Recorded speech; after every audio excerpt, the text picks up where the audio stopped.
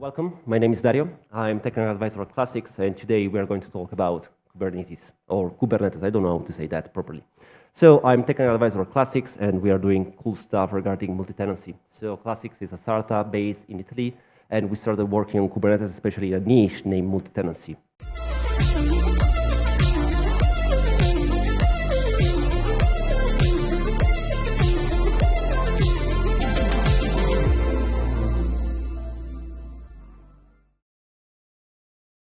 And what is multi-tenancy? I'll try to provide you a brief overview. So it's a way to manage your resources on the Kubernetes cluster. So instead of using multiple clusters, you can use a shared one or rather multiple clusters.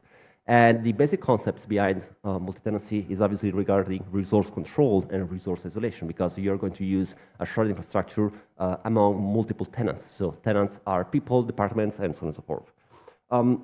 We got multiple models of multi-tenancy, and we got the soft one that is based on namespace isolation, and then we got also the hard one that is based on multiple clusters. We are not going to talk about the soft one because it's out of the topic, and rather we are going to focus on the hard isolation, so having one cluster per tenant.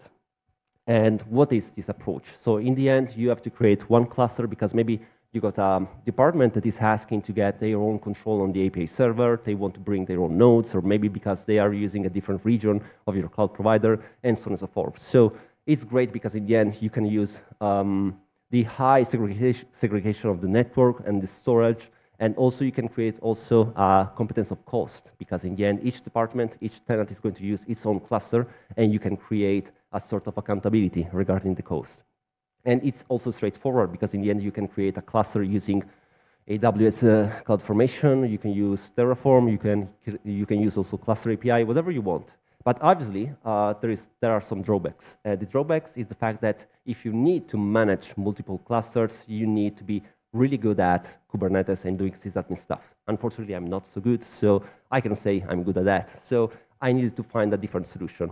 And also, there are some issues with the cost, and we are going to see why it's really, really expensive.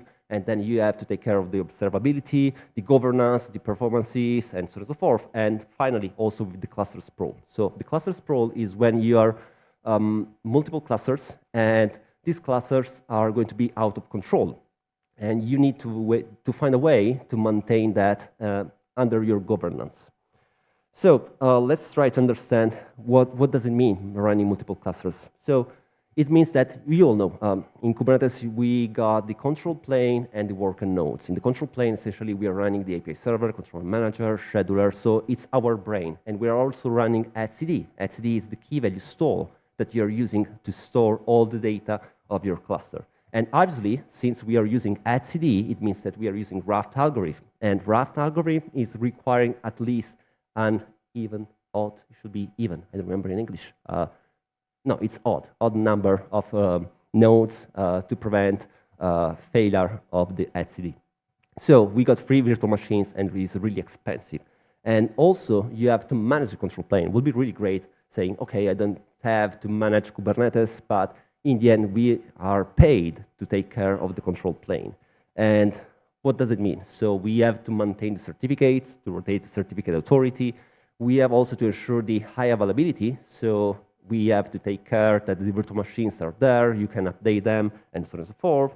Then you have to upgrade also the control plane. So switching from 125 to 126 and performing also the patch releases. And I'm pretty sure that everybody hates updating the control plane because you know what can happen. And you need people, okay? So managing multiple control planes, you need a lot of people. Keep in mind that in the past working experience, I was working for a US company. We were running Kubernetes on bare metal, and we had a huge setup, something like 2,500 virtual machines, everything on premises, so networking, storage, and we were a team of 8 people, and we were running 5 production clusters, and it was a pain, absolutely a pain. I had a burnout due to PagerDuty, and so on and so forth. But it's out of the topic right now. By the way, this is the classical solution. So you need to maintain a lot of clusters, so you are going to create multiple control planes. You could say, okay, I'm really happy about that. But the problem is that there is a linear exponential burden of operations because you have to maintain a lot of clusters, as I said. And there is no governance, you're missing the control, and cannot scale.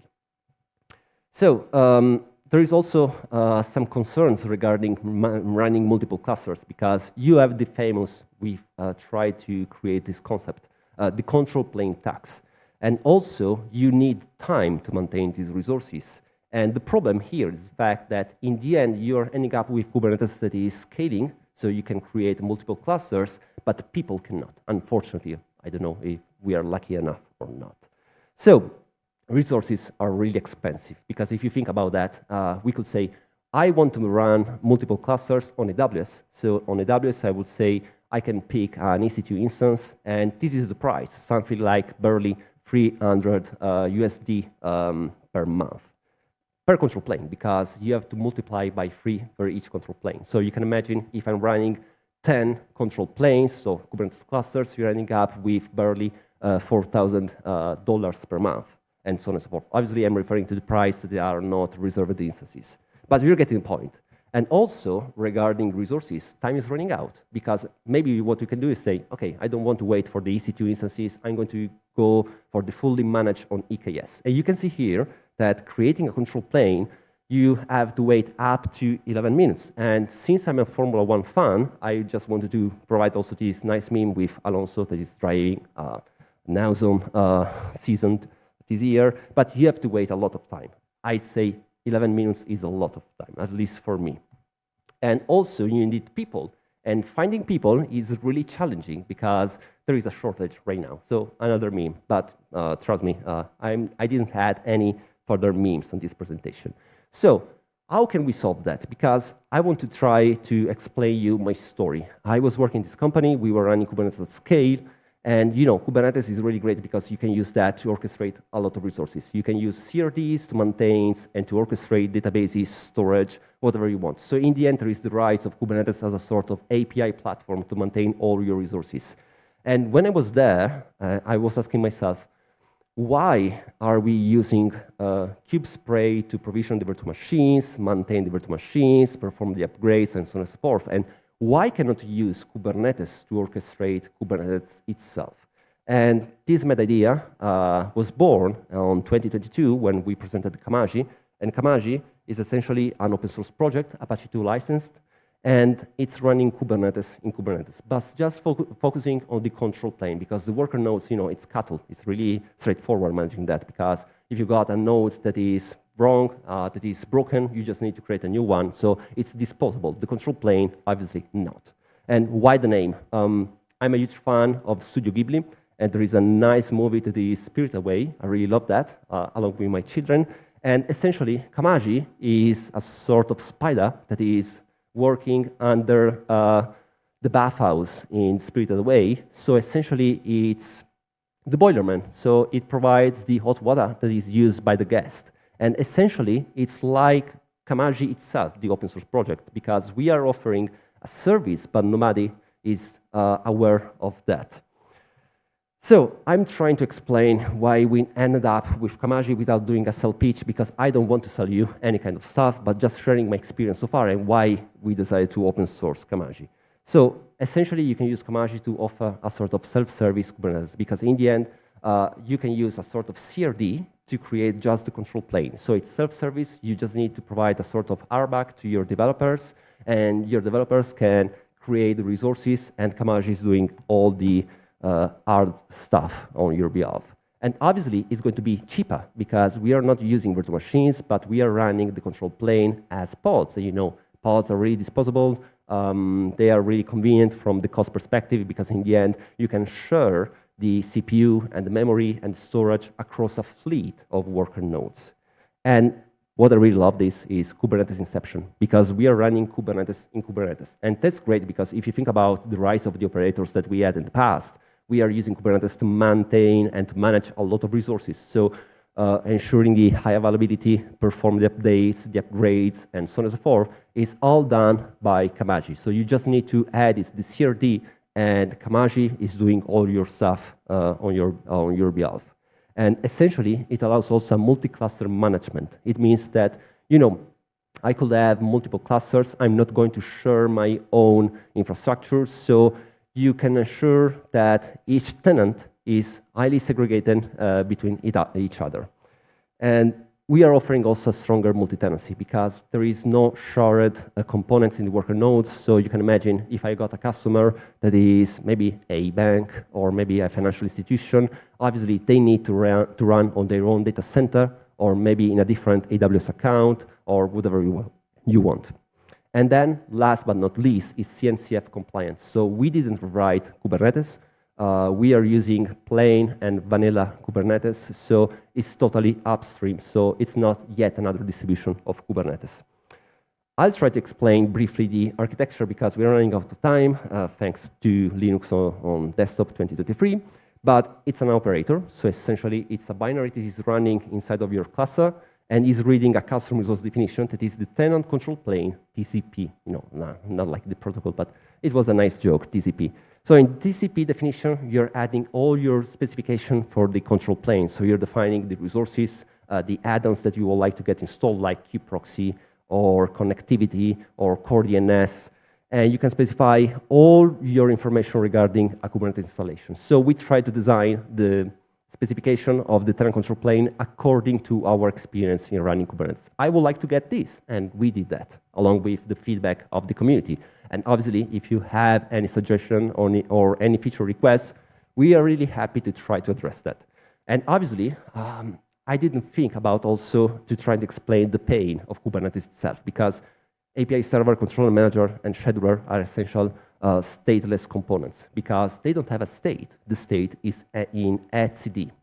Etcd is the key value store, and that's the real huge pain in maintaining a Kubernetes cluster because obviously if you lose etcd, you lose entirely the cluster. So we decided to create another resource that is named data store, and in data store you can specify all the settings to connect to an etcd cluster. It could be deployed in the cluster itself, in the management cluster. It could be an external etcd, and we're going to see that you can also specify maybe not etcd, but MySQL or PostgreSQL. But it's out of the scope. So after this brief introduction, this is the architecture. So Kubernetes is running in Kubernetes. So we got the tenant control plane pods that are essentially pods. So we got a decoupling from the old approach because we are not running virtual machines. We can use just 2 replicas to ensure high availability. And then each tenant control plane is connecting to one or more data stores. So what you can do is to say, I can use a single data store for all the tenants, or I could use one data store per each tenant control plane, or I can use multiple tenant control plane against a data store. So you can imagine that maybe you got a customer that has a lot of tenant control planes, and you're creating his own data store. So you're also preventing maybe any kind of mixing data together. And then, in the end, you got the worker nodes, and the worker nodes are connecting to the tenant control plane just using the address. So you can create a virtual IP, you can create an ingress, and essentially the worker nodes are on different subnets. They could be on different cloud providers even. Doesn't matter in the end, because the control plane is just exposing a sort of API as a service, the Kubernetes API as a service. So this is the architecture, because in the end, we are running just pods as instead of virtual machines. And this is nothing new, if you think about that, because if you're running Kubernetes on premises, you will notice that, or creating any regular Kubernetes cluster, you're ending up that in the varlib Kubernetes manifest, there are the static pods manifests. So essentially, Kubernetes itself is already running as pods. So the API server, if you issue kubectl get pods -n kubesystem, you see etcd, API server, controller manager, and blah, blah, blah. So essentially, it's nothing new. So that's the reason why we are also using the official repository images. We didn't need to create a sort of fork of Kubernetes itself. And I had a nice chat with an early adopter that said, we would like to use Kamaji, and we are looking for a solution to run up to 1,000 of control planes. And you know, it's a sizable amount of control planes, okay? And that's the reason why we started this challenge. We want to run 1,000 of Kubernetes control plane control planes, and they need to be much more affordable compared to EKS. Keep in mind that EKS is costing something like $75 per month or something like that. It really depends also on the region. So this is what we did. So we created 3 kinds of node pool. The first one is for the infrastructure, where we are storing etcd, and we use this instance because we were looking for really performant storage, because etcd, they don't like it doesn't like high latency regarding storage, so you have to use NVMe disk. And also we looked for a solution that was really performing regarding the networking. And then we created also the workload where we are deploying all the control plane pods. And we went for this nice EC2 instance type. It was really cool because in the end, we noticed that there is, besides the problem with the CPU when you're going to get a lot of requests to the API server, but the Kube API server is really memory intensive at the startup.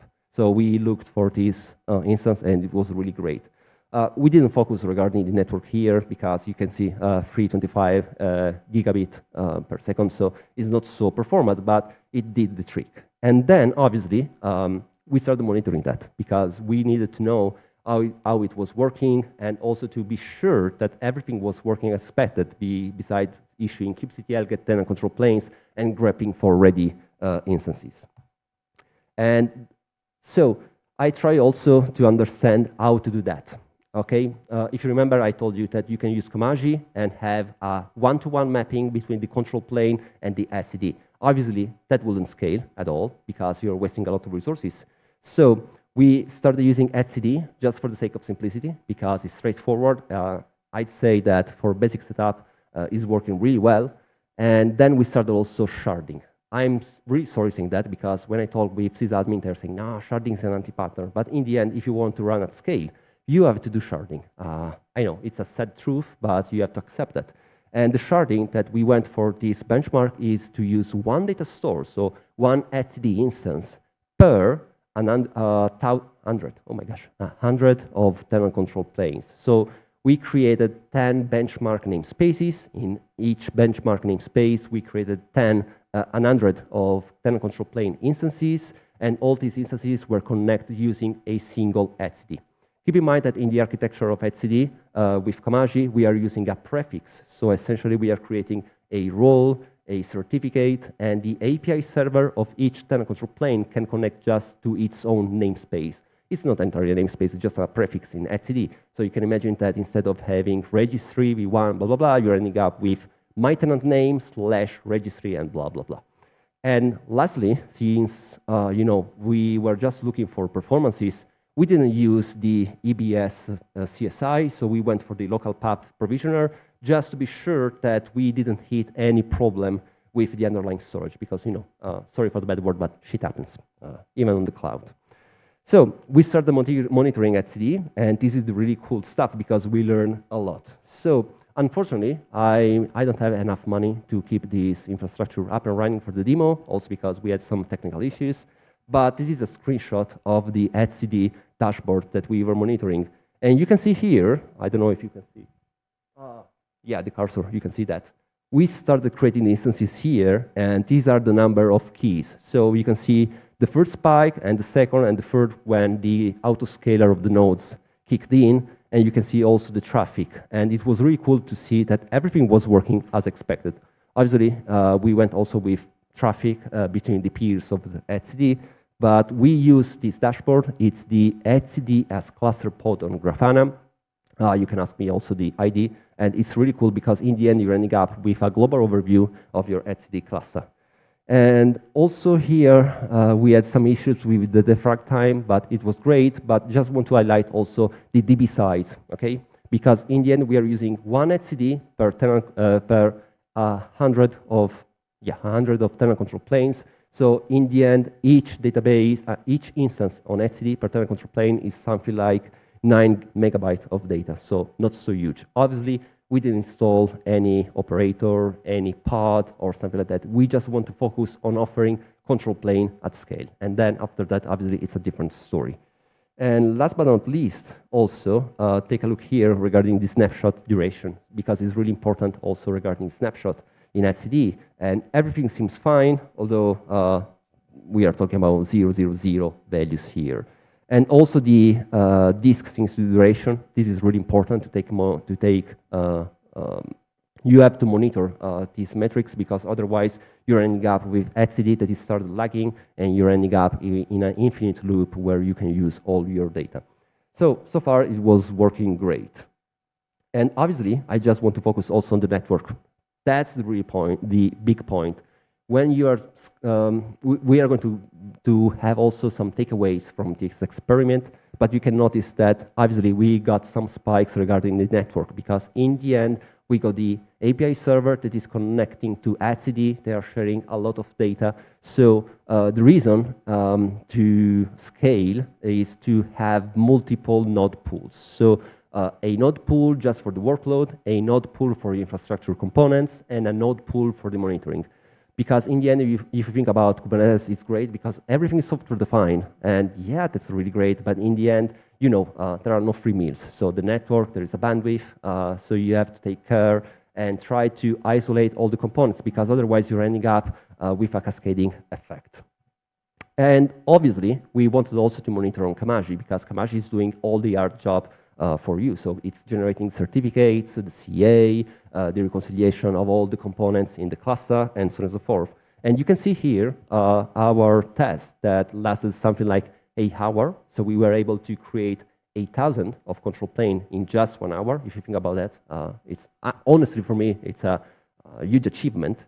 And you can see also regarding the network in the cluster. So we had a spike of, I'd say, barely 400 megabytes per second in and out, obviously because etcd was replicating data and the API server is connecting to each other. And also, please take a look also to the memory usage. So quite a sizable amount of memory.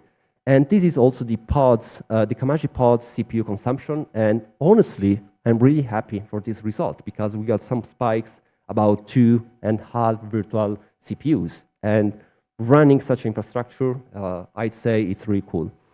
Keep in mind that in the end, then we had some issues because I started trying to break Kamaji. I was able to break that, and it's a bit sad to say that, but you know, we are trying to break it in order to make it more robust. So a failure, but starting from failure, we can get more feedback on how to scale to the next level. And also, you can see here the pods networking. And we had this spike because in the end, we lost the connection to the API server. We had some pods restarting, and we are having 5 megabytes per second because these are the reconcilers on Kamaji, because in the end, we need to get all the events from the management cluster and even from the underlying workload clusters. So we got the config map, the pods, the services, the secrets, the ingress, and so on and so forth. So a lot of data. And this was really cool also regarding the memory usage, because we are talking about 8 gigabytes of memory. You know, it's like a classic Java application, I'd say. But here we are running 1,000 of Kubernetes control planes. So trying to summarize what we learned so far, sharding is required. Sorry for that. Scaling infinity is impossible. And I say it's legit in the end, because if you're offering something as a service, you have to be sure that one customer is not killing the entire infrastructure. So sharding allows also to reduce the blast radius. And also, we learned that you have to automate everything. Obviously, we are here. We are doing DevOps. So we are trying to automate everything, but trying to automate also the dull task in managing Kubernetes allows you to play like an hyperscaler. So hyperscalers are AWS, Azure, Oracle Cloud, and so on and so forth.